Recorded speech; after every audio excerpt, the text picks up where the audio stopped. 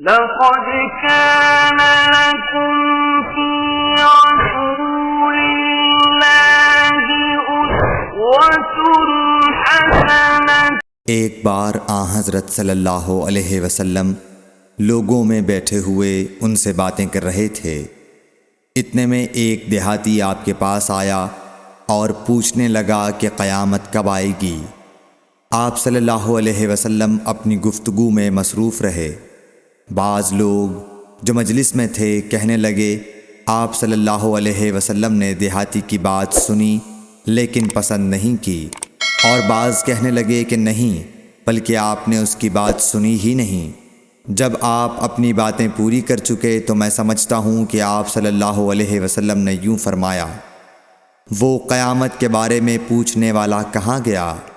اس دیہاتی نے کہا حضور میں موجود ہوں۔ آپ نے فرمایا کہ جب امانت ایمانداری دنیا سے اٹھ جائے تو قیامت قائم ہونے کا انتظار کر۔ اس نے کہا ایمانداری اٹھنے کا کیا مطلب ہے؟ آپ صلی اللہ علیہ وسلم نے فرمایا کہ جب حکومت کے کاروبار نالائق لوگوں کو سونپ دیے جائیں تو قیامت کا انتظار کر۔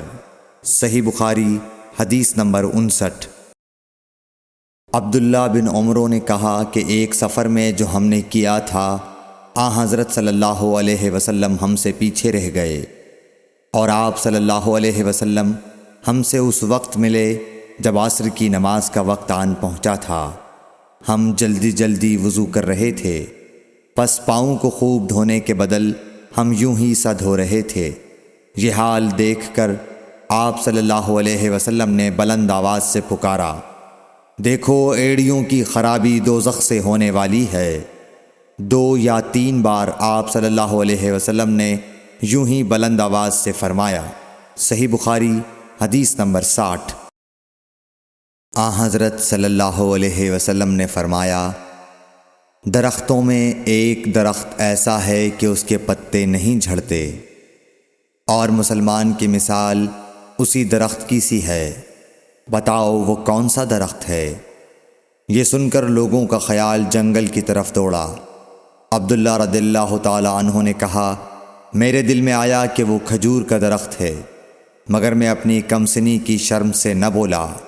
آخر صحابہ نے حضرت صلی اللہ علیہ وسلم سے پوچھا کہ وہ کون سا درخت ہے؟ آپ نے فرمایا وہ کھجور کا درخت ہے۔ صحیح بخاری حدیث نمبر 61۔ حضرت صلی اللہ علیہ وسلم نے فرمایا، درختوں میں سے ایک درخت ایسا ہے کہ اس کے پتے نہیں جھڑتے، اور مسلمان کی بھی یہی مثال ہے، بتلاؤ وہ کون سا درخت ہے؟ یہ سن کر لوگوں کے خیالات جنگل کے درختوں میں چلے گئے۔ عبداللہ نے کہا کہ میرے دل میں آیا کہ بتلا دوں کہ وہ کھجور کا درخت ہے، لیکن وہاں بہت بزرگ موجود تھے اس لیے مجھ کو شرم آئی۔ آخر صحابہ نے عرض کیا یا رسول اللہ آپ ہی بیان فرما دیجئے۔ آپ صلی اللہ علیہ وسلم نے بتلایا کہ وہ کھجور کا درخت ہے۔ صحیح بخاری حدیث نمبر 62۔ حضرت صلی اللہ علیہ وآلہ وسلم ایک بار مسجد میں بیٹھے ہوئے تھے۔ اتنے میں ایک شخص اونٹ پر سوار ہو کر آیا اور اونٹ کو مسجد میں بٹھا کر باندھ دیا۔ پھر پوچھنے لگا بھائیو تم لوگوں میں محمد کون سے ہیں؟ حضرت صلی اللہ علیہ وسلم اس وقت لوگوں میں تکیہ لگائے بیٹھے ہوئے تھے۔ ہم نے کہا حضرت محمد صلی اللہ علیہ وسلم یہ سفید رنگ والے بزرگ ہیں جو تکیہ لگائے ہوئے تشریف فرما ہیں۔ تب وہ آپ سے مخاطب ہوا کہ اے عبد المطلب کے فرزند۔ آپ صلی اللہ علیہ وسلم نے فرمایا کہو میں آپ کی بات سن رہا ہوں۔ وہ بولا میں آپ سے کچھ دینی باتیں دریافت کرنا چاہتا ہوں، اور ذرا سختی سے بھی پوچھوں گا تو آپ اپنے دل میں برا نہ مانیے گا۔ آپ صلی اللہ علیہ وسلم نے فرمایا نہیں، جو تمہارا دل چاہے پوچھو۔ تب اس نے کہا کہ میں آپ کے رب اور اگلے لوگوں کے رب تبارک و تعالی کی قسم دے کر پوچھتا ہوں، کیا آپ کو اللہ نے دنیا کے سب لوگوں کی طرف رسول بنا کر بھیجا ہے؟ آپ صلی اللہ علیہ وسلم نے فرمایا ہاں یا میرے اللہ۔ پھر اس نے کہا میں آپ کو اللہ کی قسم دیتا ہوں کیا اللہ نے آپ کو رات دن میں 5 نمازیں پڑھنے کا حکم فرمایا ہے؟ آپ صلی اللہ علیہ وسلم نے فرمایا ہاں یا میرے اللہ۔ پھر کہنے لگا میں آپ کو اللہ کی قسم دے کر پوچھتا ہوں کہ کیا اللہ نے آپ کو یہ حکم دیا ہے کہ سال بھر میں اس مہینے رمضان کے روزے رکھو؟ آپ صلی اللہ علیہ وسلم نے فرمایا ہاں یا میرے اللہ۔ پھر کہنے لگا میں آپ کو اللہ کی قسم دے کر پوچھتا ہوں کہ کیا اللہ نے آپ کو یہ حکم دیا ہے کہ آپ ہم میں سے جو مالدار لوگ ہیں ان سے زکوٰۃ وصول کر کے ہمارے محتاجوں میں بانٹ دیا کریں؟ حضرت صلی اللہ علیہ وسلم نے فرمایا ہاں یا میرے اللہ۔ تب وہ شخص کہنے لگا جو حکم آپ اللہ کے پاس سے لائے ہیں میں ان پر ایمان لایا، اور میں اپنی قوم کے لوگوں کا جو یہاں نہیں آئے ہیں بھیجا ہوا تحقیق حال کے لیے آیا ہوں۔ صحیح بخاری حدیث نمبر 63۔ رسول اللہ صلی اللہ علیہ وسلم نے ایک شخص کو اپنا ایک خط دے کر بھیجا اور اسے یہ حکم دیا کہ اسے حاکم بحرین کے پاس لے جائے۔ بحرین کے حاکم نے وہ خط کسریٰ شاہ ایران کے پاس بھیج دیا۔ جس وقت اس نے وہ خط پڑھا تو چاک کر ڈالا۔ راوی کہتے ہیں اور میرا خیال ہے کہ ابن مسیب نے اس کے بعد مجھ سے کہا کہ اس واقعے کو سن کر رسول اللہ صلی اللہ علیہ وسلم نے اہل ایران کے لیے بد دعا کی کہ وہ بھی چاک شدہ خط کی طرح ٹکڑے ٹکڑے ہو جائیں۔ اللہ نے بہت جلد اپنے سچے رسول صلی اللہ علیہ وسلم کی دعا کا اثر ظاہر کر دیا۔ صحیح بخاری حدیث نمبر 64۔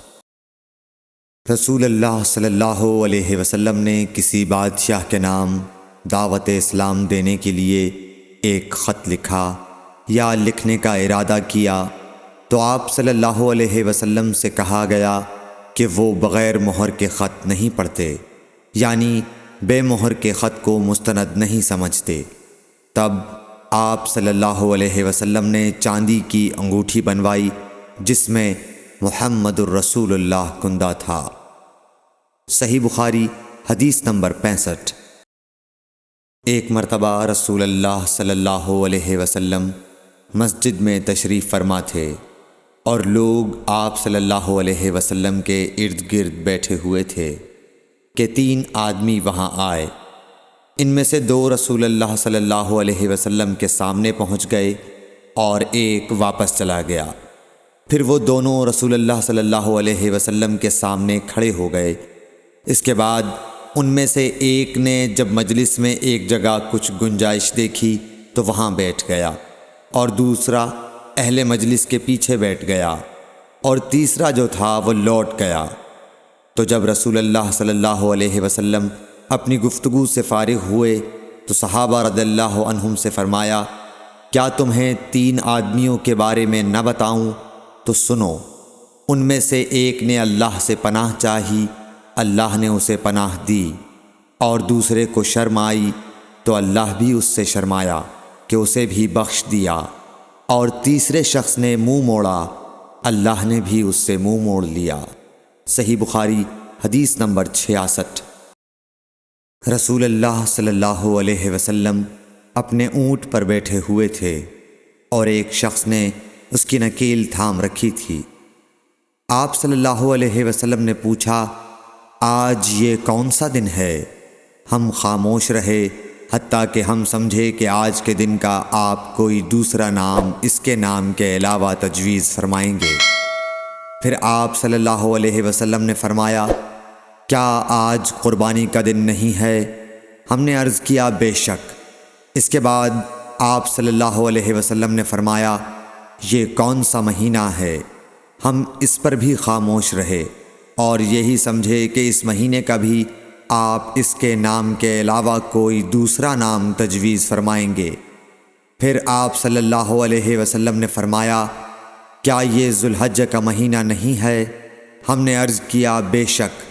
آپ صلی اللہ علیہ وسلم نے فرمایا تو یقیناً تمہاری جانیں اور تمہارے مال اور تمہاری آبرو تمہارے درمیان اسی طرح حرام ہیں جس طرح آج کے دن کی حرمت تمہارے اس مہینے اور اس شہر میں ہے۔ پس جو شخص حاضر ہے اسے چاہیے کہ غائب کو یہ بات پہنچا دے، کیونکہ ایسا ممکن ہے کہ جو شخص یہاں موجود ہے وہ ایسے شخص کو یہ خبر پہنچائے جو اس سے زیادہ یاد رکھنے والا ہو۔ صحیح بخاری حدیث نمبر 67۔ رسول اللہ صلی اللہ علیہ وسلم نے ہمیں نصیحت فرمانے کے لیے کچھ دن مقرر کر دیے تھے، اس ڈر سے کہ کہیں ہم کبھی دخاطر نہ ہو جائیں۔ صحیح بخاری حدیث نمبر 68۔ آپ صلی اللہ علیہ وآلہ وسلم نے فرمایا، آسانی کرو اور سختی نہ کرو، اور خوش کرو اور نفرت نہ دلاؤ۔ صحیح بخاری حدیث نمبر 69۔ عبداللہ ابن مسعود ہر جمعرات کے دن لوگوں کو واعظ سنایا کرتے تھے۔ ایک آدمی نے ان سے کہا، اے ابو عبد الرحمن، میں چاہتا ہوں کہ تم ہمیں ہر روز واعظ سنایا کرو۔ انہوں نے فرمایا، تو سن لو کہ مجھے اس امر سے کوئی چیز مانع ہے تو یہ کہ میں یہ بات پسند نہیں کرتا کہ کہیں تم تنگ نہ ہو جاؤ، اور میں واعظ میں تمہاری فرصت کا وقت تلاش کیا کرتا ہوں، جیسا کہ رسول اللہ صلی اللہ علیہ وسلم اس خیال سے کہ ہم کبھی دخاطر نہ ہو جائیں واعظ کے لیے ہمارے اوقات فرصت کا خیال رکھتے تھے۔ صحیح بخاری حدیث نمبر 70۔ رسول اللہ صلی اللہ علیہ وسلم نے فرمایا، جس شخص کے ساتھ اللہ تعالی بھلائی کا ارادہ کرے اسے دین کی سمجھ عنایت فرما دیتا ہے، اور میں تو محض تقسیم کرنے والا ہوں، دینے والا تو اللہ ہی ہے، اور یہ امت ہمیشہ اللہ کے حکم پر قائم رہے گی، اور جو شخص ان کی مخالفت کرے گا انہیں نقصان نہیں پہنچا سکے گا یہاں تک کہ اللہ کا حکم قیامت آ جائے اور یہ عالم فنا ہو جائے۔ صحیح بخاری حدیث نمبر 71۔ عبداللہ بن عمر رضی اللہ تعالی عنہ کہتے تھے کہ ہم رسول اللہ صلی اللہ علیہ وسلم کی خدمت میں حاضر تھے کہ آپ صلی اللہ علیہ وسلم کے پاس کھجور کا ایک گابھا لایا گیا۔ اسے دیکھ کر آپ نے فرمایا کہ درختوں میں ایک درخت ایسا ہے اس کی مثال مسلمان کی طرح ہے۔ ابن عمر کہتے ہیں کہ یہ سن کر میں نے ارادہ کیا کہ عرض کروں کہ وہ درخت کھجور کا ہے، مگر چونکہ میں سب میں چھوٹا تھا اس لیے خاموش رہا۔ پھر رسول اللہ صلی اللہ علیہ وسلم نے خود ہی فرمایا کہ وہ کھجور ہے۔ صحیح بخاری حدیث نمبر 72۔ رسول اللہ صلی اللہ علیہ وسلم کا ارشاد ہے کہ حسد صرف دو باتوں میں جائز ہے، ایک تو اس شخص کے بارے میں جسے اللہ نے دولت دی ہو اور وہ اس دولت کو راہ حق میں خرچ کرنے پر بھی قدرت رکھتا ہو، اور ایک اس شخص کے بارے میں جسے اللہ نے حکمت کی دولت سے نوازا ہو اور وہ اس کے ذریعے سے فیصلہ کرتا ہو اور لوگوں کو اس حکمت کی تعلیم دیتا ہو۔ صحیح بخاری حدیث نمبر 73۔ رسول اللہ صلی اللہ علیہ وآلہ وسلم نے فرمایا، ایک دن حضرت موسیٰ علیہ السلام بنی اسرائیل کی ایک جماعت میں بیٹھے ہوئے تھے کہ اتنے میں ایک شخص آیا اور اس نے آپ سے پوچھا، کیا آپ جانتے ہیں کہ دنیا میں کوئی آپ سے بڑھ کر عالم موجود ہے؟ حضرت موسیٰ علیہ السلام نے فرمایا، نہیں۔ اس پر اللہ تعالیٰ نے حضرت موسیٰ علیہ السلام کے پاس وحی بھیجی کہ ہاں، ہمارا بندہ خضر ہے جس کا علم تم سے زیادہ ہے۔ حضرت موسیٰ علیہ السلام نے اللہ سے دریافت کیا کہ خضر علیہ السلام سے ملنے کی کیا صورت ہے؟ اللہ تعالیٰ نے ایک مچھلی کو ان سے ملاقات کی علامت قرار دیا اور ان سے کہہ دیا کہ جب تم اس مچھلی کو گم کر دو تو واپس لوٹ جاؤ، تب خضر سے تمہاری ملاقات ہوگی۔ تب موسیٰ علیہ السلام چلے اور دریا میں مچھلی کی علامت تلاش کرتے رہے۔ اس وقت ان کے ساتھی نے کہا، جب ہم پتھر کے پاس تھے کیا آپ نے دیکھا تھا؟ میں اس وقت مچھلی کا کہنا بھول گیا۔ اور شیطان ہی نے مجھے اس کا ذکر بھلا دیا۔ موسیٰ علیہ السلام نے کہا اسی مقام کی ہمیں تلاش تھی۔ تب وہ اپنے نشانات قدم پر پچھلے پاؤں باتیں کرتے ہوئے لوٹے۔ وہاں انہوں نے خضر علیہ السلام کو پایا۔ پھر ان کا وہی قصہ ہے جو اللہ نے اپنی کتاب قرآن میں بیان کیا ہے۔ صحیح بخاری حدیث نمبر 74۔ حضرت ابن عباس رضی اللہ تعالی عنہ نے فرمایا کہ ایک مرتبہ رسول اللہ صلی اللہ علیہ وآلہ وسلم نے مجھے سینے سے لگا لیا اور دعا دیتے ہوئے فرمایا کہ اے اللہ اسے علم کتاب قرآن عطا فرمائیو۔ صحیح بخاری حدیث نمبر 75۔ عبداللہ بن عباس رضی اللہ تعالی عنہ نے فرمایا کہ میں ایک مرتبہ گدھی پر سوار ہو کر چلا۔ اس زمانے میں مائے بلوغ کے قریب تھا۔ رسول اللہ صلی اللہ علیہ وسلم منی میں نماز پڑھ رہے تھے اور آپ کے سامنے دیوار کی آڑ نہ تھی، تو میں بعض صفوں کے سامنے سے گزرا اور گدھی کو چھوڑ دیا۔ وہ چرنے لگی، جبکہ میں صف میں شامل ہو گیا، مگر کسی نے مجھے اس بات پر ٹوکا نہیں۔ صحیح بخاری حدیث نمبر 76۔ محمود بن ربی فرماتے ہیں کہ مجھے یاد ہے کہ ایک مرتبہ رسول اللہ صلی اللہ علیہ وسلم نے ایک ڈول سے منہ میں پانی لے کر میرے چہرے پر کلی فرمائی، اور میں اس وقت 5 سال کا تھا۔ صحیح بخاری حدیث نمبر 77۔ حضور اکرم صلی اللہ علیہ وآلہ وسلم نے فرمایا کہ ایک بار حضرت موسیٰ علیہ السلام بنی اسرائیل کی ایک جماعت میں تھے کہ اتنے میں ایک شخص آیا اور کہنے لگا کیا آپ جانتے ہیں کہ دنیا میں آپ سے بھی بڑھ کر کوئی عالم موجود ہے؟ حضرت موسیٰ علیہ السلام نے فرمایا کہ نہیں۔ تب اللہ تعالیٰ نے حضرت موسیٰ علیہ السلام پر وحی نازل کی کہ ہاں ہمارا بندہ خضر علم میں تم سے بڑھ کر ہے۔ تو حضرت موسیٰ علیہ السلام نے ان سے ملنے کی راہ دریافت کی۔ اس وقت اللہ تعالیٰ نے ان سے ملاقات کے لیے مچھلی کو نشانی قرار دیا اور ان سے کہہ دیا کہ جب تم مچھلی کو نہ پاؤ تو لوٹ جانا، تم خضر سے ملاقات کر لوگے۔ حضرت موسیٰ علیہ السلام دریا میں مچھلی کے نشان کا انتظار کرتے رہے۔ تب ان کے خادم نے ان سے کہا کیا آپ نے دیکھا تھا کہ جب ہم پتھر کے پاس تھے تو میں وہاں مچھلی بھول گیا اور مجھے شیطان ہی نے غافل کر دیا؟ حضرت موسیٰ علیہ السلام نے کہا کہ ہم اسی مقام کے تو متلاشی تھے۔ تب وہ اپنے قدموں کے نشانوں پر باتیں کرتے ہوئے واپس لوٹے۔ وہاں خضر علیہ السلام کو انہوں نے پایا۔ پھر ان کا قصہ وہی ہے جو اللہ تعالیٰ نے اپنی کتاب میں بیان فرمایا ہے۔ صحیح بخاری حدیث نمبر 78۔ آپ صلی اللہ علیہ وآلہ وسلم نے فرمایا کہ اللہ تعالیٰ نے مجھے جس علم و ہدایت کے ساتھ بھیجا ہے اس کی مثال زبردست بارش کی سی ہے جو زمین پر خوب برسے۔ بعض زمین جو صاف ہوتی ہے وہ پانی کو پی لیتی ہے اور بہت سبزہ اور گھاس اگاتی ہے، اور بعض زمین جو سخت ہوتی ہے وہ پانی کو روک لیتی ہے۔ اس سے اللہ تعالیٰ لوگوں کو فائدہ پہنچاتا ہے، وہ اس سے سیراب ہوتے ہیں اور سیراب کرتے ہیں۔ اور کچھ اور زمین کے بعض خطوں پر پانی پڑتا ہے جو بالکل چٹیل میدان ہوتے ہیں، نہ پانی روکتے ہیں اور نہ ہی سبزہ اگاتے ہیں۔ تو یہ اس شخص کی مثال ہے جو دین میں سمجھ پیدا کرے اور نفع دے۔ اس کو وہ چیز جس کے ساتھ میں مبعوث کیا گیا ہوں اس نے علم دین سیکھا اور سکھایا، اور اس شخص کی مثال جس نے سر نہیں اٹھایا یعنی توجہ نہیں کی اور جو ہدایت دے کر میں بھیجا گیا ہوں اسے قبول نہیں کیا۔ صحیح بخاری حدیث نمبر 79۔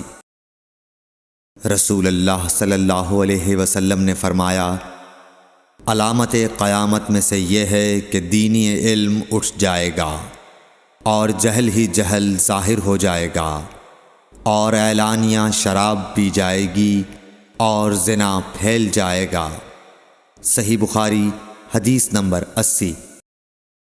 رسول اللہ صلی اللہ علیہ وآلہ وسلم نے فرمایا کہ علامات قیامت میں سے یہ ہے کہ علم دین کم ہو جائے گا، جہل ظاہر ہو جائے گا، زنا بکثرت ہوگا، عورتیں بڑھ جائیں گی اور مرد کم ہو جائیں گے، حتیٰ کہ 50 عورتوں کا نگران صرف ایک مرد رہ جائے گا۔ صحیح بخاری حدیث نمبر 81۔ رسول اللہ صلی اللہ علیہ وسلم نے فرمایا کہ میں سو رہا تھا، اسی حالت میں مجھے دودھ کا پیالہ دیا گیا، میں نے خوب اچھی طرح پی لیا، حتیٰ کہ میں نے دیکھا کہ تازگی میرے ناخنوں سے نکل رہی ہے۔ پھر میں نے اپنا بچا ہوا دودھ عمر بن الخطاب کو دے دیا۔ صحابہ رضی اللہ عنہم نے پوچھا، آپ نے اس کی کیا تعبیر لی؟ آپ صلی اللہ علیہ وسلم نے فرمایا، علم۔ صحیح بخاری حدیث نمبر 82۔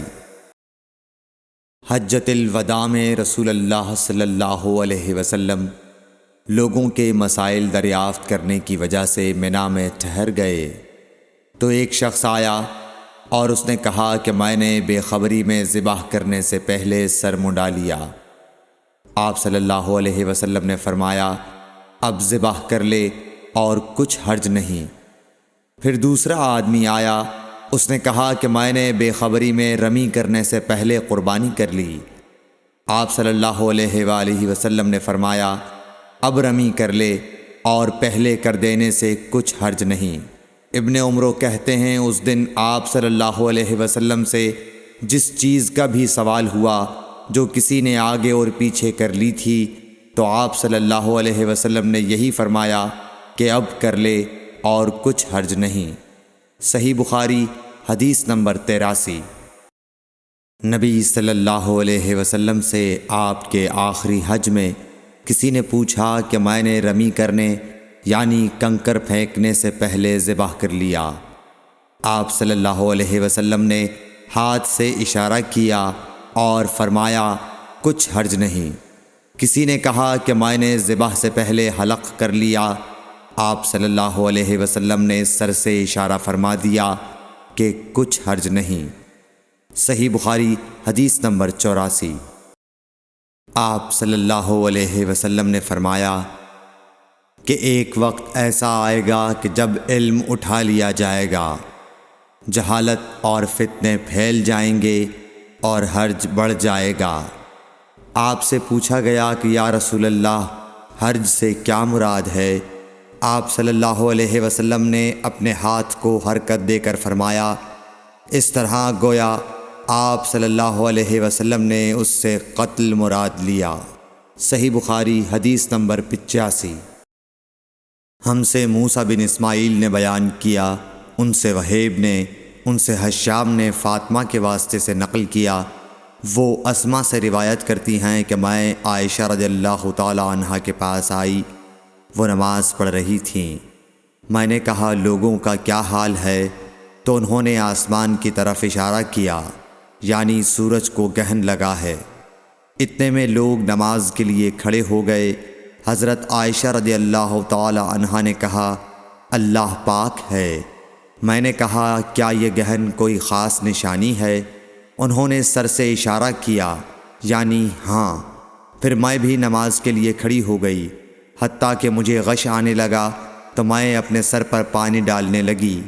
پھر نماز کے بعد رسول اللہ صلی اللہ علیہ وسلم نے اللہ تعالیٰ کی تعریف کی اور اس کی صفت بیان فرمائی۔ پھر فرمایا، جو چیز مجھے پہلے دکھلائی نہیں گئی تھی، آج وہ سب اس جگہ میں نے دیکھ لی، یہاں تک کہ جنت اور دوزخ کو بھی دیکھ لیا۔ اور مجھ پر یہ وحی کی گئی کہ تم اپنی قبروں میں آزمائے جاؤ گے۔ مثل یا قرب کا کون سا لفظ؟ حضرت اسما نے فرمایا، میں نہیں جانتی۔ فاطمہ کہتی ہیں، یعنی فتنہ دجال کی طرح آزمائے جاؤ گے۔ کہا جائے گا قبر کے اندر کہ تم اس آدمی کے بارے میں کیا جانتے ہو؟ تو جو صاحب ایمان یا صاحب یقین ہوگا۔ کون سا لفظ فرمایا؟ حضرت اسما نے، مجھے یاد نہیں۔ وہ کہے گا، وہ محمد اللہ کے رسول صلی اللہ علیہ وسلم ہیں، جو ہمارے پاس اللہ کی ہدایت اور دلیلیں لے کر آئے، تو ہم نے ان کو قبول کر لیا اور ان کی پیروی کی، وہ محمد صلی اللہ علیہ وسلم ہیں۔ 3 بار اسی طرح کہے گا، پھر اس سے کہہ دیا جائے گا کہ آرام سے سو جا، بے شک ہم نے جان لیا کہ تو محمد صلی اللہ علیہ وسلم پر یقین رکھتا تھا۔ اور بہرحال منافق یا شکی آدمی، میں نہیں جانتی کہ ان میں سے کون سا لفظ حضرت اسما نے استعمال کیا، تو وہ منافق یا شکی آدمی کہے گا کہ جو لوگوں کو میں نے کہتے سنا میں نے بھی وہی کہہ دیا، باقی میں کچھ نہیں جانتا۔ صحیح بخاری حدیث نمبر 86۔ قبیلہ عبد القیس کا وفد رسول اللہ صلی اللہ علیہ وسلم کی خدمت میں آیا۔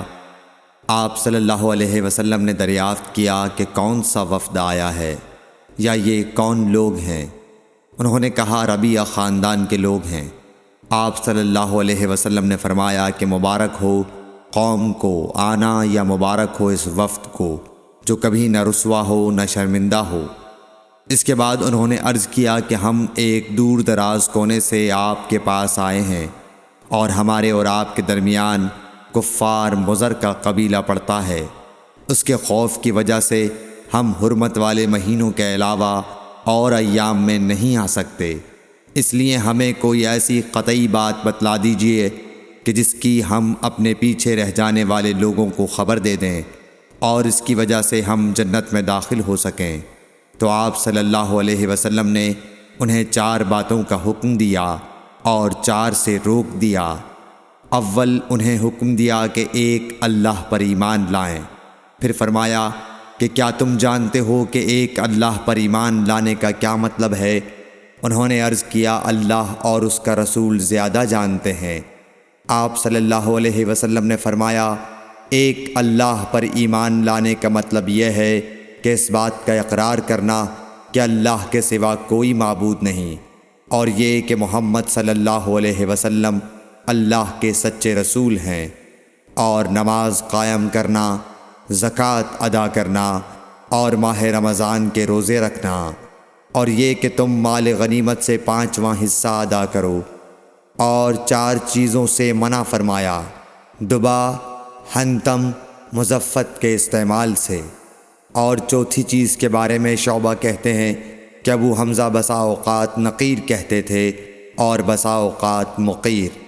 اس کے بعد رسول اللہ صلی اللہ علیہ وسلم نے فرمایا کہ ان باتوں کو یاد رکھو اور اپنے پیچھے رہ جانے والوں کو بھی ان کی خبر کر دو۔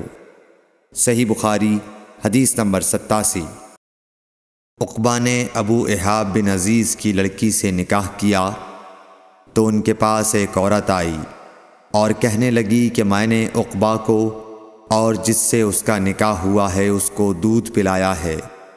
یہ سن کر عقبہ نے کہا مجھے نہیں معلوم کہ تو نے مجھے دودھ پلایا ہے، نہ تو نے کبھی مجھے بتایا ہے۔ تب سوار ہو کر رسول اللہ صلی اللہ علیہ وسلم کی خدمت میں مدینہ منورہ حاضر ہوئے اور آپ سے اس کے متعلق دریافت کیا تو آپ صلی اللہ علیہ وسلم نے فرمایا کس طرح تم اس لڑکی سے رشتہ رکھو گے، حالانکہ اس کے متعلق یہ کہا گیا۔ تب عقبہ بن حارث نے اس لڑکی کو چھوڑ دیا اور اس نے دوسرا خاوند کر لیا۔ صحیح بخاری حدیث نمبر 88۔ حضرت عمر سے روایت ہے کہ میں اور میرا ایک انصاری پڑوسی دونوں اطراف مدینہ کے ایک گاؤں بنی امیہ بن زید میں رہتے تھے، جو مدینے کے پورب کی طرف بلند گاؤں میں سے ہے۔ ہم دونوں باری باری حضرت صلی اللہ علیہ وسلم کی خدمت شریف میں حاضر ہوا کرتے تھے۔ ایک دن وہ آتا، ایک دن میں آتا۔ جس دن میں آتا اس دن کی وحی کی اور رسول اللہ صلی اللہ علیہ وسلم کی فرمودہ دیگر باتوں کی اس کو خبر دے دیتا تھا، اور جب وہ آتا تو وہ بھی اسی طرح کرتا۔ تو ایک دن وہ میرا انصاری ساتھی اپنی باری کے روز حاضر خدمت ہوا۔ جب واپس آیا تو اس نے میرا دروازہ بہت زور سے کھٹکھٹایا اور میرے بارے میں پوچھا کیا عمر یہاں ہیں؟ میں گھبرا کر اس کے پاس آیا۔ وہ کہنے لگا کہ ایک بڑا معاملہ پیش آ گیا ہے، یعنی رسول اللہ صلی اللہ علیہ وسلم نے اپنی بیویوں کو طلاق دے دی ہے۔ 'پھر میں اپنی بیٹی حفصہ کے پاس گیا، وہ رو رہی تھی میں نے پوچھا کیا تمہیں رسول اللہ صلی اللہ علیہ وسلم نے طلاق دے دی ہے؟ وہ کہنے لگی میں نہیں جانتی۔ پھر میں نبی کی خدمت میں حاضر ہوا۔ میں نے کھڑے کھڑے کہا کہ آپ نے اپنی بیویوں کو طلاق دے دی ہے؟ آپ صلی اللہ علیہ وسلم نے فرمایا نہیں، یہ افواہ غلط ہے۔ تب میں نے تعجب سے کہا اللہ اکبر، اللہ بہت بڑا ہے۔ صحیح بخاری حدیث نمبر 89۔ ایک شخص حزم بن ابی کعب نے رسول اللہ کی خدمت میں آ کر عرض کیا یا رسول اللہ، فلاں شخص معاذ بن جبل لمبی نماز پڑھاتے ہیں، اس لیے میں جماعت کی نماز میں شریک نہیں ہو سکتا، کیونکہ میں دن بھر اونٹ چرانے کی وجہ سے رات کو تھک کر چکنا چور ہوتا ہوں اور طویل قرات سننے کی طاقت نہیں رکھتا۔ ابو مسعود راوی کہتے ہیں کہ اس دن سے زیادہ میں نے کبھی رسول اللہ صلی اللہ علیہ وسلم کو وعظ کے دوران اتنا غضبناک نہیں دیکھا۔ آپ صلی اللہ علیہ وسلم نے فرمایا اے لوگو، تم ایسی شدت اختیار کر کے لوگوں کو دین سے نفرت دلانے لگے ہو۔ سن لو، جو شخص لوگوں کو نماز پڑھائے تو وہ ہلکی پڑھائے، کیونکہ ان میں بیمار، کمزور اور حاجت والے سبھی قسم کے لوگ ہوتے ہیں۔ صحیح بخاری حدیث نمبر 90۔ ایک شخص عمیر یا بلال نے رسول اللہ صلی اللہ علیہ وسلم سے پڑی ہوئی چیز کے بارے میں دریافت کیا۔ آپ نے فرمایا اس کی بندھن پہچان لے، یا فرمایا کہ اس کا برتن اور تھیلی کو پہچان لے، پھر 1 سال تک اس کی شناخت کا اعلان کراؤ، پھر اس کا مالک نہ ملے تو اس سے فائدہ اٹھاؤ، اور اگر اس کا مالک آ جائے تو اسے سونپ دو۔ اس نے پوچھا کہ اچھا گمشدہ اونٹ کے بارے میں کیا حکم ہے؟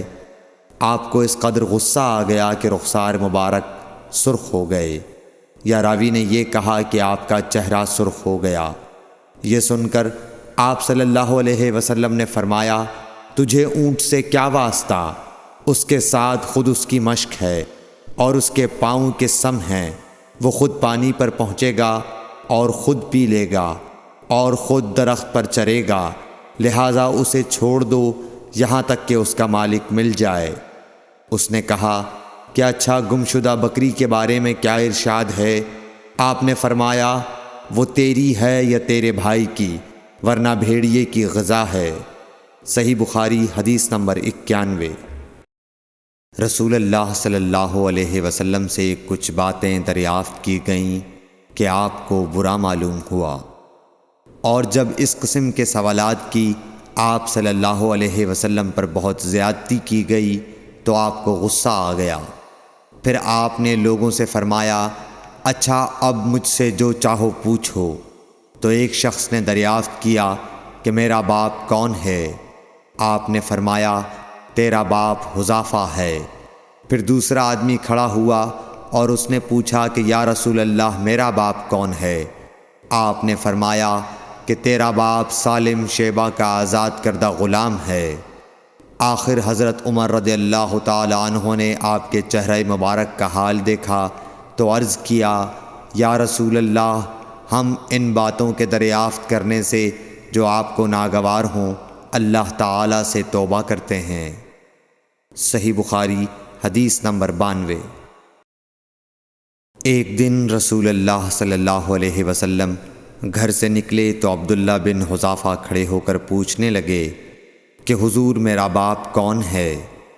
آپ نے فرمایا حذافہ۔ پھر آپ نے بار بار فرمایا کہ مجھ سے پوچھو۔ تو حضرت عمر رضی اللہ عنہ نے دو زانو ہو کر عرض کیا کہ ہم اللہ کے رب ہونے پر، اسلام کے دین ہونے اور محمد صلی اللہ علیہ وسلم کے نبی ہونے پر راضی ہیں۔ اور یہ جملہ 3 مرتبہ دہرایا۔ پھر یہ سن کر رسول اللہ صلی اللہ علیہ وسلم خاموش ہو گئے۔ صحیح بخاری حدیث نمبر 93۔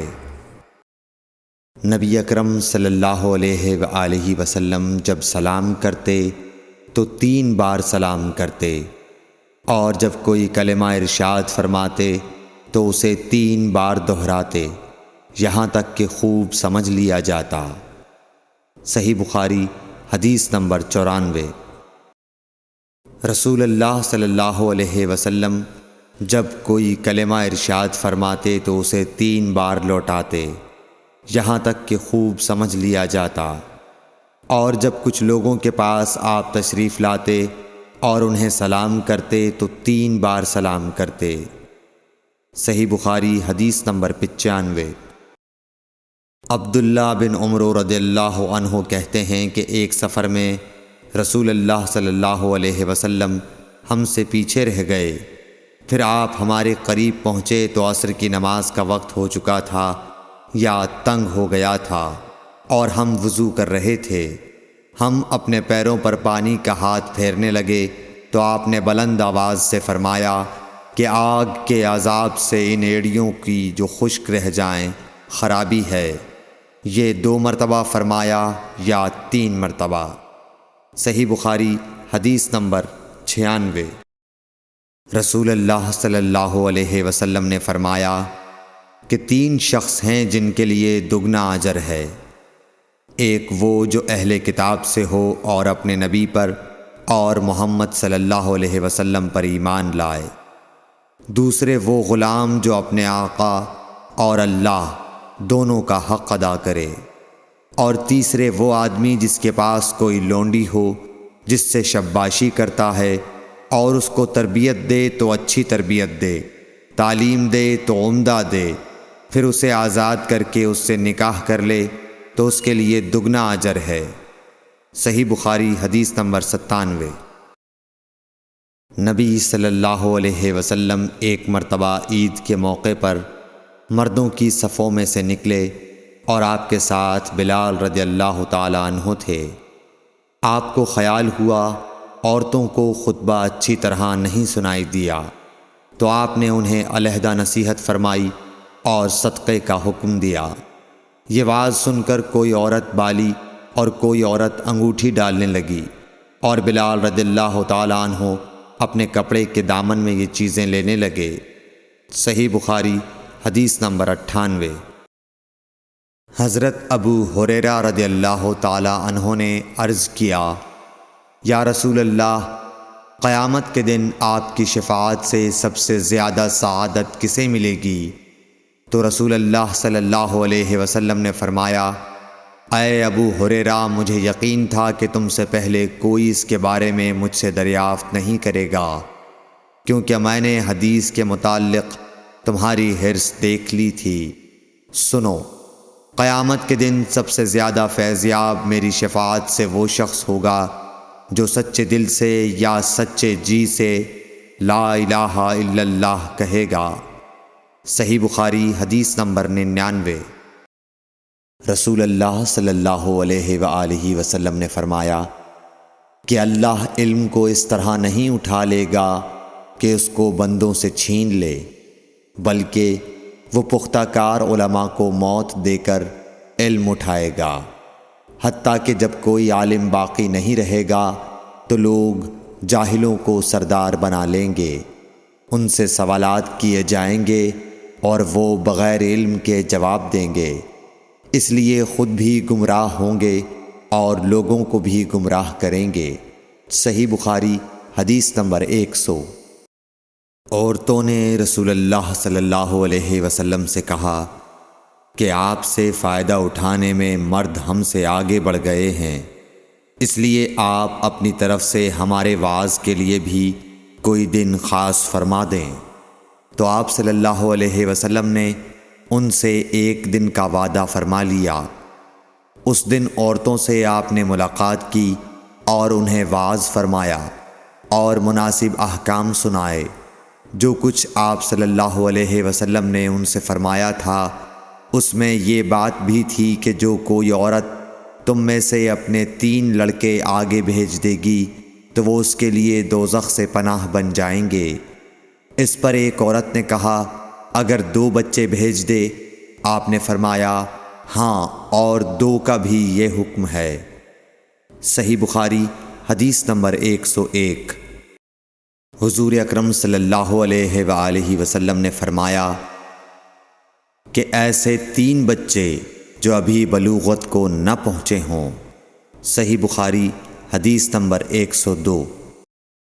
نبی کریم صلی اللہ علیہ وسلم نے فرمایا کہ جس سے حساب لیا گیا اسے عذاب کیا جائے گا۔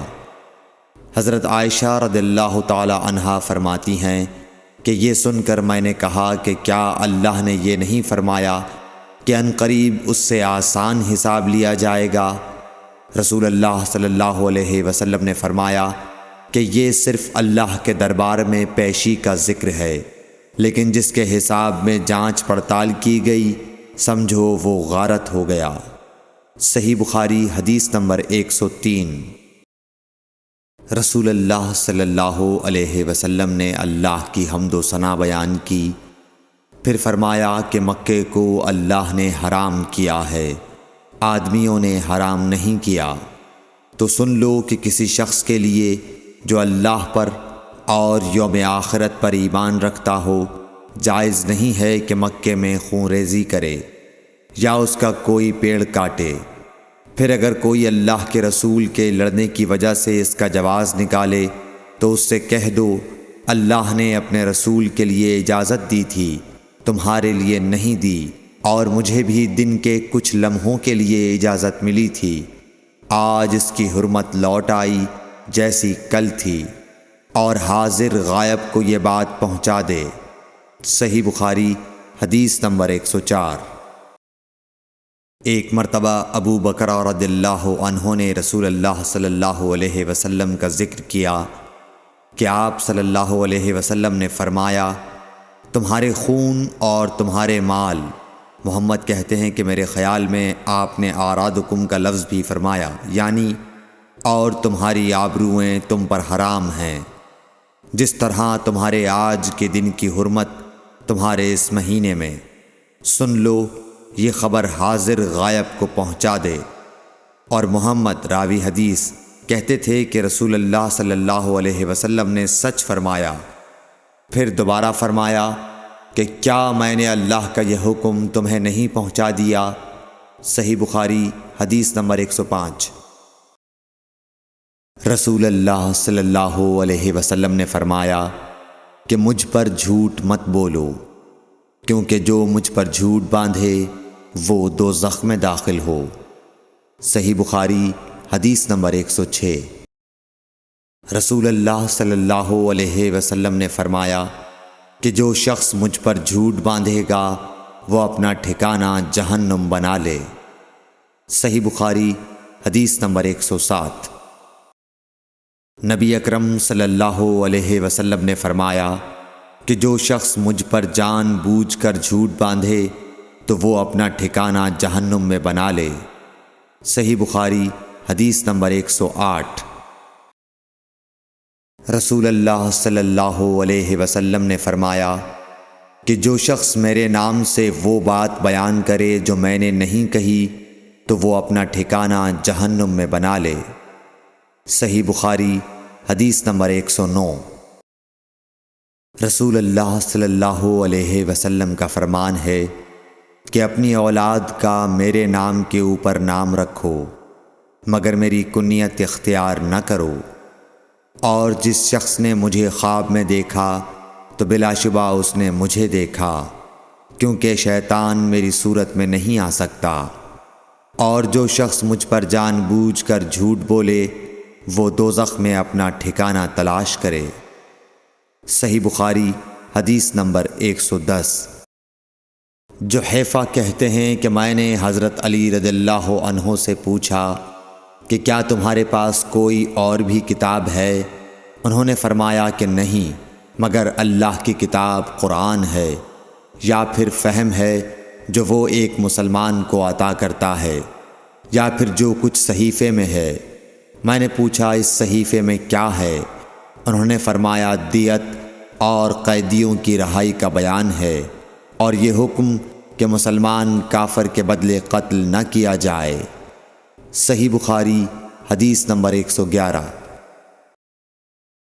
قبیلہ خزاعہ کے کسی شخص نے بنو لیس کے کسی آدمی کو اپنے مقتول کے بدلے میں مار دیا تھا۔ یہ فتح مکہ والے سال کی بات ہے۔ رسول اللہ صلی اللہ علیہ وسلم کو یہ خبر دی گئی آپ نے اپنی اونٹنی پر سوار ہو کر خطبہ پڑھا اور فرمایا کہ اللہ نے مکے سے قتل یا ہاتھی کو روک لیا۔ امام بخاری رحمۃ اللہ علیہ فرماتے ہیں اس لفظ کو شک کے ساتھ سمجھو۔ ایسا ہی ابو نعیم وغیرہ نے القتل اور الفیل کہا ہے، ان کے علاوہ دوسرے لوگ الفیل کہتے ہیں۔ پھر رسول اللہ صلی اللہ علیہ وسلم نے فرمایا کہ اللہ نے ان پر اپنے رسول اور مسلمانوں کو غالب کر دیا، اور سمجھ لو کہ وہ مکہ کسی کے لیے حلال نہیں ہوا، نہ مجھ سے پہلے اور نہ آئندہ کبھی ہوگا، اور میرے لیے بھی صرف دن کے تھوڑے سے حصے کے لیے حلال کر دیا گیا تھا۔ سن لو کہ وہ اس وقت حرام ہے، نہ اس کا کوئی کانٹا توڑا جائے، نہ اس کے درخت کاٹے جائیں، اور اس کی گری پڑی چیزیں بھی وہی اٹھائے جس کا منشا یہ ہو کہ وہ اس شے کا تعارف کرا دے گا۔ تو اگر کوئی شخص مارا جائے تو اس کے عزیزوں کو اختیار ہے دو باتوں کا، یا دیت لیں یا بدلہ۔ اتنے میں ایک یمنی آدمی ابو شاہ نامی آیا اور کہنے لگا یہ مسائل میرے لیے لکھوا دیجئے۔ تب آپ نے فرمایا کہ ابو فلاں کے لیے یہ مسائل لکھ دو۔ تو ایک قریشی شخص نے کہا یا رسول اللہ مگر اذخر، یعنی اذخر کاٹنے کی اجازت دے دیجئے، کیونکہ اسے ہم گھروں کی چھتوں پر ڈالتے ہیں یا مٹی ملا کر اور اپنی قبروں میں بھی ڈالتے ہیں۔ یہ سن کر رسول اللہ صلی اللہ علیہ وسلم نے فرمایا کہ ہاں مگر اذخر۔ صحیح بخاری حدیث نمبر 112۔ وہب بن منبح کے بھائی کہتے ہیں کہ میں نے حضرت ابو ہریرہ رضی اللہ تعالی عنہ کو کہتے ہوئے سنا کہ رسول اللہ صلی اللہ علیہ وسلم کے صحابہ میں عبداللہ بن عمر رضی اللہ عنہ کے علاوہ مجھ سے زیادہ کوئی حدیث بیان کرنے والا نہیں تھا، مگر وہ لکھ لیا کرتے تھے اور میں لکھتا نہیں تھا۔ صحیح بخاری حدیث نمبر 113۔ جب نبی اکرم صلی اللہ علیہ وسلم کے مرض میں شدت ہو گئی تو آپ صلی اللہ علیہ وسلم نے فرمایا کہ میرے پاس سامان کتابت لاؤ تاکہ تمہارے لیے ایک تحریر لکھ دوں تاکہ بعد میں تم گمراہ نہ ہو سکو۔ اس پر حضرت عمر رضی اللہ عنہ نے لوگوں سے کہا کہ اس وقت آپ صلی اللہ علیہ وسلم پر تکلیف کا غلبہ ہے اور ہمارے پاس اللہ کی کتاب قرآن موجود ہے جو ہمیں ہدایت کے لیے کافی ہے۔ اس پر لوگوں کی رائے مختلف ہو گئی اور شور و غل زیادہ ہونے لگا۔ آپ صلی اللہ علیہ وسلم نے فرمایا میرے پاس سے اٹھ کھڑے ہو، میرے پاس جھگڑنا ٹھیک نہیں۔ اس پر ابن عباس رضی اللہ عنہ یہ کہتے ہوئے نکل گئے کہ بے شک مصیبت بڑی سخت مصیبت ہے، وہ چیز جو ہمارے اور رسول کے اور آپ کی تحریر کے درمیان حائل ہو گئی۔ صحیح بخاری حدیث نمبر 114۔ ایک رات نبی کریم صلی اللہ علیہ وسلم نے بیدار ہوتے ہی فرمایا کہ سبحان اللہ، آج کی رات کس قدر فتنے اتارے گئے ہیں اور کتنے ہی خزانے کھولے گئے ہیں۔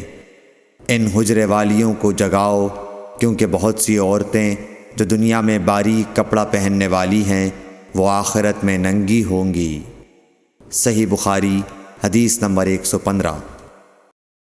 حضرت عبداللہ بن عمر رضی اللہ عنہ نے فرمایا کہ آخر عمر میں ایک دفعہ رسول اللہ صلی اللہ علیہ وسلم نے ہمیں عشاء کی نماز پڑھائی۔ جب آپ نے سلام پھیرا تو کھڑے ہو گئے اور فرمایا کہ تمہاری آج کی رات وہ ہے کہ اس رات سے 100 برس کے آخر تک کوئی شخص جو زمین پر ہے وہ باقی نہیں رہے گا۔ صحیح بخاری حدیث نمبر 116۔ حضرت عبداللہ بن عباس رضی اللہ تعالی عنہ فرماتے ہیں کہ ایک رات میں اپنی خالہ میمونہ بنت حارث زوجہ نبی کریم صلی اللہ علیہ وسلم کے پاس گزاری، اور نبی کریم صلی اللہ علیہ وسلم اس دن ان کی رات میں انہی کے گھر تھے۔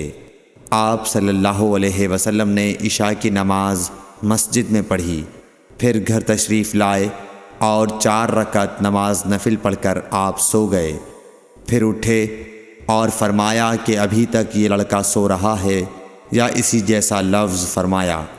پھر آپ نماز پڑھنے کھڑے ہو گئے اور میں بھی وضو کر کے آپ کی بائیں جانب کھڑا ہو گیا، تو آپ صلی اللہ علیہ وسلم نے مجھے دائیں جانب کھڑا کر لیا۔ تب آپ نے 5 رکعت پڑھیں، پھر 2 پڑھیں، پھر آپ سو گئے، یہاں تک کہ میں نے آپ کے خراٹے کی آواز سنی۔ پھر آپ کھڑے ہو کر نماز کے لیے باہر تشریف لے آئے۔ صحیح بخاری حدیث نمبر 117۔ حضرت ابو ہریرہ رضی اللہ تعالیٰ عنہ کہتے ہیں کہ لوگ کہتے ہیں کہ ابو ہریرہ بہت حدیثیں بیان کرتے ہیں، اور میں کہتا ہوں کہ قرآن میں 2 آیتیں نہ ہوتیں تو میں کوئی حدیث بیان نہ کرتا۔ پھر یہ آیت پڑھی جس کا ترجمہ یہ ہے، جو لوگ اللہ کی نازل کی ہوئی دلیلوں اور آیتوں کو چھپاتے ہیں، آخر آیت رحیم تک۔ واقعہ یہ ہے کہ ہمارے مہاجرین بھائی تو بازار کی خرید و فروخت میں لگے رہتے تھے، اور انصار بھائی اپنی جائیدادوں میں مشغول رہتے، اور ابو ہریرہ رسول اللہ صلی اللہ علیہ وسلم کے ساتھ جی بھر کر رہتا، تاکہ آپ کی رفاقت میں شکم پوری سے بھی بے فکری رہے، اور ان مجلسوں میں حاضر رہتا جن مجلسوں میں دوسرے حاضر نہ ہوتے، اور وہ باتیں محفوظ رکھتا جو دوسرے محفوظ نہیں رکھ سکتے تھے۔ صحیح بخاری حدیث نمبر 118۔ ابو ہریرہ رضی اللہ عنہ کہتے ہیں کہ میں نے عرض کیا، یا رسول اللہ، میں آپ سے بہت سی باتیں سنتا ہوں مگر بھول جاتا ہوں۔ آپ صلی اللہ علیہ وسلم نے فرمایا، اپنی چادر پھیلاؤ۔ میں نے اپنی چادر پھیلائی۔ آپ صلی اللہ علیہ وسلم نے اپنے دونوں ہاتھوں کی چلو بنائی اور میری چادر میں ڈال دی۔ فرمایا کہ چادر کو بدن پر لپیٹ لو۔ میں نے چادر کو اپنے بدن پر لپیٹ لیا، پھر اس کے بعد میں کوئی چیز نہیں بھولا۔ صحیح بخاری حدیث نمبر 119۔ حضرت ابو ہریرہ رضی اللہ عنہ فرماتے ہیں کہ میں نے رسول اللہ صلی اللہ علیہ وسلم سے علم کے 2 برتن یاد کر لیے ہیں، ایک کو میں نے پھیلا دیا ہے، اور دوسرا برتن اگر میں پھیلاؤں تو میرا یہ نرخرا کاٹ دیا جائے۔ صحیح بخاری حدیث نمبر 120۔ نبی اکرم صلی اللہ علیہ وسلم نے حجۃ الوداع میں فرمایا کہ لوگوں کو بالکل خاموش کر دو تاکہ وہ خوب سن لیں۔ پھر فرمایا، لوگوں میرے بعد پھر کافر مت بن جانا کہ ایک دوسرے کی گردن مارنے لگو۔ صحیح بخاری حدیث نمبر 121۔ رسول اللہ صلی اللہ علیہ وسلم نے فرمایا کہ ایک روز موسیٰ علیہ السلام نے کھڑے ہو کر بنی اسرائیل میں خطبہ دیا، تو آپ سے پوچھا گیا کہ لوگوں میں سب سے زیادہ صاحب علم کون ہے؟ انہوں نے فرمایا کہ میں ہوں۔ اس وجہ سے اللہ کا غصہ ان پر ہوا کہ انہوں نے علم کو خدا کے حوالے کیوں نہ کر دیا۔ تب اللہ نے ان کی طرف وحی بھیجی کہ میرے بندوں میں سے ایک بندہ دریاؤں کے سنگم پر ہے، جہاں فارس اور روم کے سمندر ملتے ہیں، وہ تجھ سے زیادہ عالم ہے۔ موسیٰ علیہ السلام نے کہا کہ اے پروردگار، میری ان سے ملاقات کیسے ہو؟ حکم ہوا کہ ایک مچھلی زنبیل میں رکھ لو، پھر جہاں تم اس مچھلی کو گم کر دو گے تو وہ بندہ تمہیں وہیں ملے گا۔ تب موسیٰ علیہ السلام چلے اور ساتھ اپنے خادم یوشع بن نون کو لے لیا، اور انہوں نے زنبیل میں مچھلی رکھ لی۔ جب ایک پتھر کے پاس پہنچے، دونوں اپنے سر اس پر رکھ کر سو گئے، اور مچھلی زنبیل سے نکل کر دریا میں اپنی راہ بناتی چلی گئی۔ اور یہ بات موسیٰ علیہ السلام اور ان کے ساتھی کے لیے بے حد تعجب کی تھی۔ پھر دونوں باقی رات اور دن میں جتنا وقت باقی تھا چلتے رہے۔ جب صبح ہوئی، موسیٰ علیہ السلام نے خادم سے کہا، ہمارا ناشتہ لاؤ، اس سفر میں ہم نے کافی تکلیف اٹھائی ہے۔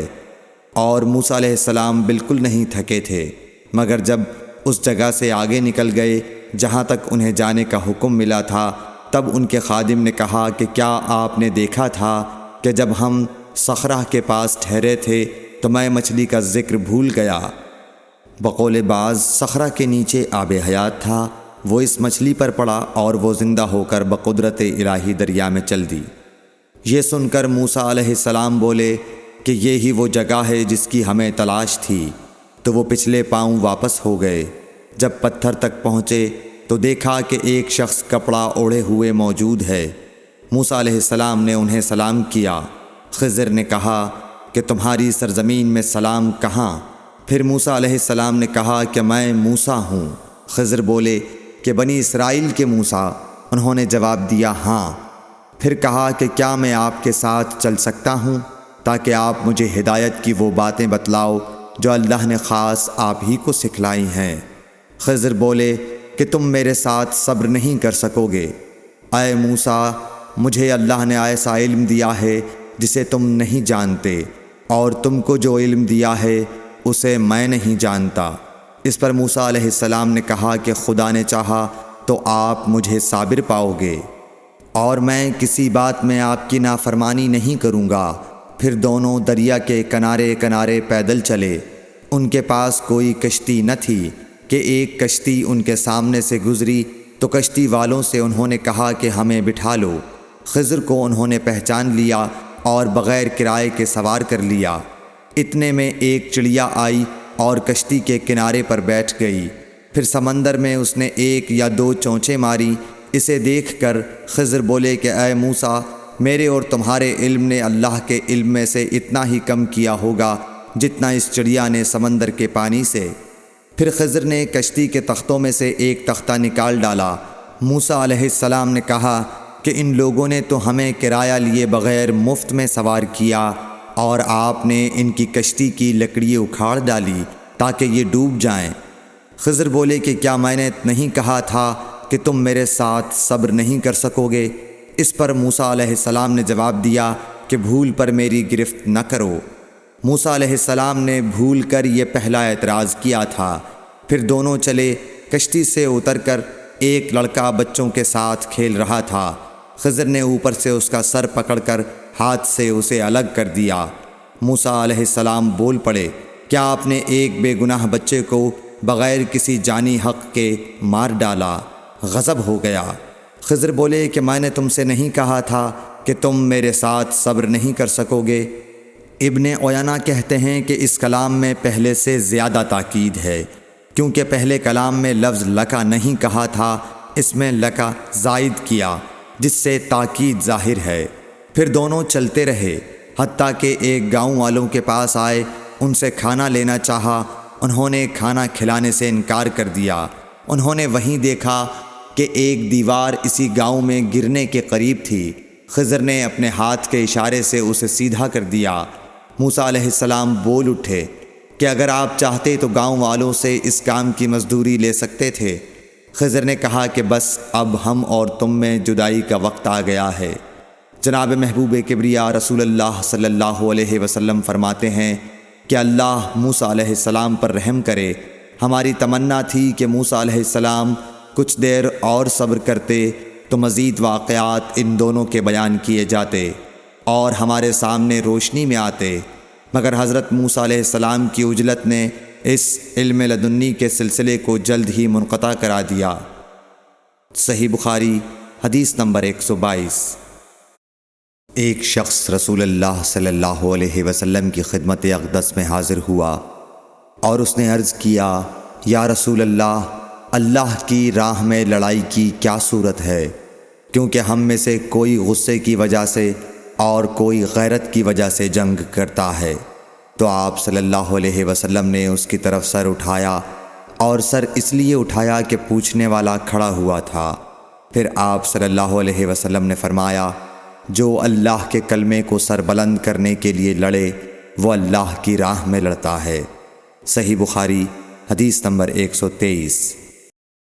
رسول اللہ صلی اللہ علیہ وآلہ وسلم سے رمی کے وقت پوچھا جا رہا تھا تو ایک شخص نے عرض کیا، یا رسول اللہ، میں نے رمی سے قبل قربانی کر لی۔ آپ صلی اللہ علیہ وسلم نے فرمایا، اب رمی کر لو، کچھ حرج نہیں ہوا۔ دوسرے نے کہا، یا رسول اللہ، میں نے قربانی سے پہلے سر منڈا لیا۔ آپ صلی اللہ علیہ وسلم نے فرمایا، اب قربانی کر لو، کچھ حرج نہیں۔ اس وقت جس چیز کے بارے میں جو آگے پیچھے ہو گئی تھی آپ سے پوچھا گیا آپ صلی اللہ علیہ وسلم نے یہی جواب دیا، اب کر لو، کچھ حرج نہیں۔ صحیح بخاری حدیث نمبر 124۔ حضرت عبداللہ بن مسعود رضی اللہ تعالی عنہ کہتے ہیں کہ ایک مرتبہ میں رسول کریم صلی اللہ علیہ وسلم کے ساتھ مدینے کے کھنڈرات میں چل رہا تھا اور آپ کھجور کی چھڑی پر سہارا دے کر چل رہے تھے، تو کچھ یہودیوں کا ادھر سے گزر ہوا۔ ان میں سے ایک نے دوسرے سے کہا کہ آپ سے روح کے بارے میں کچھ پوچھو۔ ان میں سے کسی نے کہا مت پوچھو، ایسا نہ ہو کہ وہ کوئی ایسی بات کہہ دیں جو تمہیں ناگوار ہو۔